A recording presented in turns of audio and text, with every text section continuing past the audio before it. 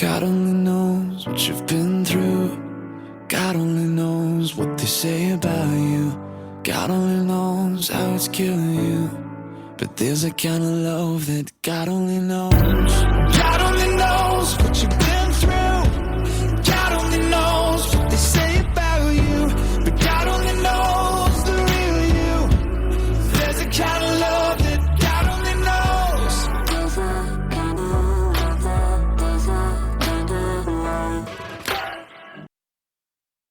Welcome to Season 2, Episode 57 of Your Journey is Not Over. My name is Tanya Pearson Randolph. This is my own personal journey, and the expressions and opinions are of my own. I own all the rights to my personal journey, and to your journey is not over. Neither are to be used, copied, or edited in any way without my consent. Well, first off, I took last week off from the podcast. Last Friday, August 22nd, was in fact 2 years ago that I myself became a widow at 52 years old. I joined a club that truly I never thought I would ever have to join. It's been a journey, a grief journey, a self-discovery journey, a healing journey, a self-love journey, all running parallel to one another, all at the same time. But along every single journey, I have begun to understand all of my journeys and the purpose and the reasoning for every single thing along my journeys I've had to travel. Once I began to dissect my life, let me tell you, it was a huge suitcase that was ever so heavy to carry. I might have made it seem easy, light, but looking back, I don't know how I even began to pull it off. It had to be God and His grace that allowed me to compartmentalize all of my traumas, all of my hurt, all of my betrayals, and all of my pain, and still carrying on, as I'm told often, ever so graciously, always with a smile on my face to hide my own pain. Becoming a widow was like my heart had been ripped out.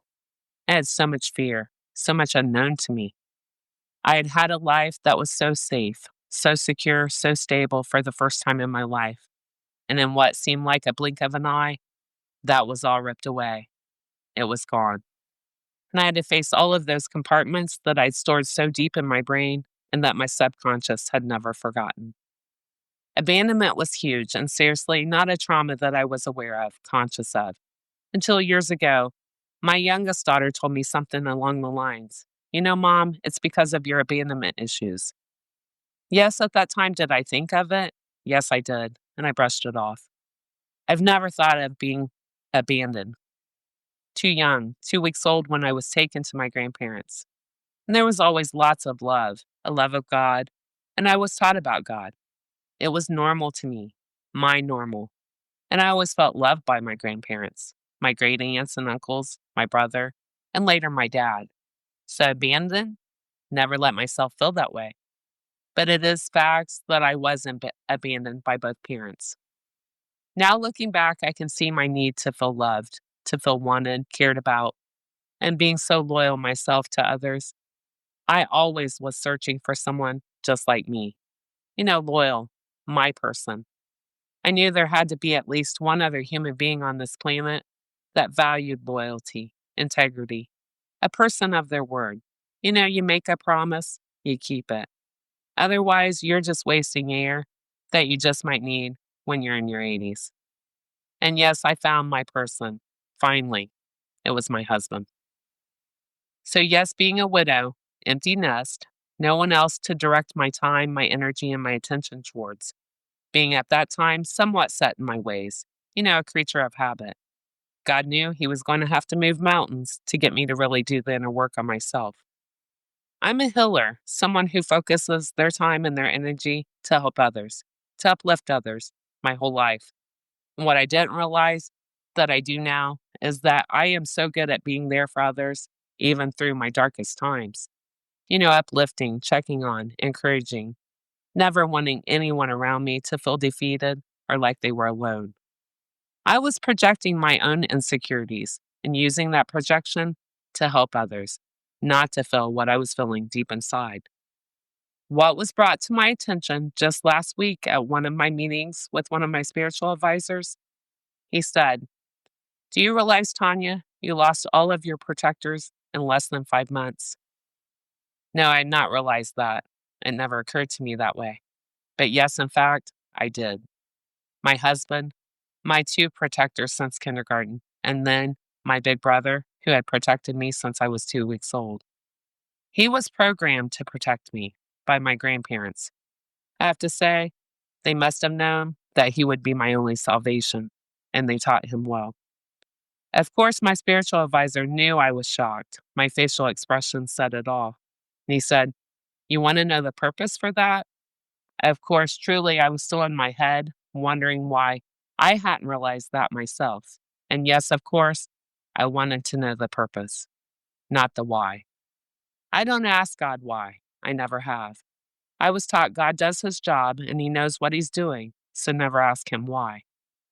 Now, a million times in my life, I have said, I just don't understand. But in due time, understanding does come. So it was explained to me that the purpose was for me to learn to protect myself. First, I had to truly unmask myself and begin my healing journey. Of course, after the dark night of my soul, where everything I compartmentalized so deep was revealed to me, every single thing. And I've heard throughout my life and from lots of different people that never met one another, but they have and share the same theory that once you die, you have to sit and watch your life on these huge screens. And no matter where you turn, you cannot not see it. You're forced to watch it and answer for every little infraction done against God's people, God's world. Every move we make is accounted for by God. Well, the movie I was shown, and I will always say by the devil, it was every single infraction done to me, not that I'd done, but it was horrendous. Some I had remembered, and a lot I didn't. God allowed that. I now understand that completely. Not to hurt me nor destroy me, but to use the devil's tactics against himself. You know, the devil is his own worst enemy. So what the devil intended to break me only awakened me and made me remember all those things I'd buried.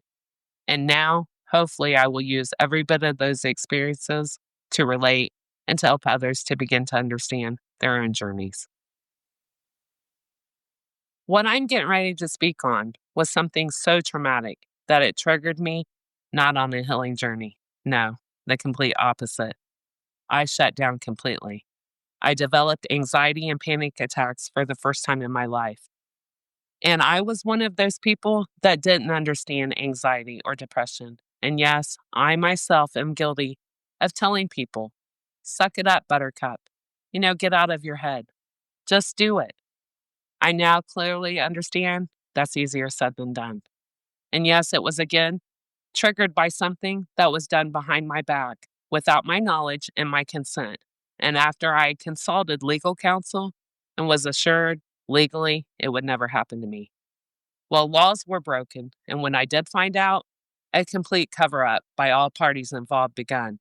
And that good old boy system overrode again. It overrode ethics, it overrode laws, it overrode right and wrong completely. And those all involved thought it would never see the light of day again. Well, they thought wrong. And you want to know one of the many things I thank God for every single day? That I now have a voice, that I now have a platform that's listened to around the world, and that every single person involved, well, I thank God that He let them live long enough for me to expose them, and then to get the justice I damn well deserve.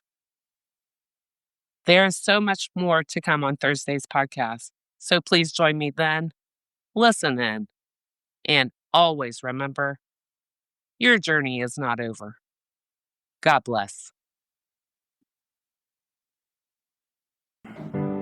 God only knows what you've been through. God only knows what they say about you. God only knows how it's killing you. But there's a kind of love that God only knows. God only knows what you've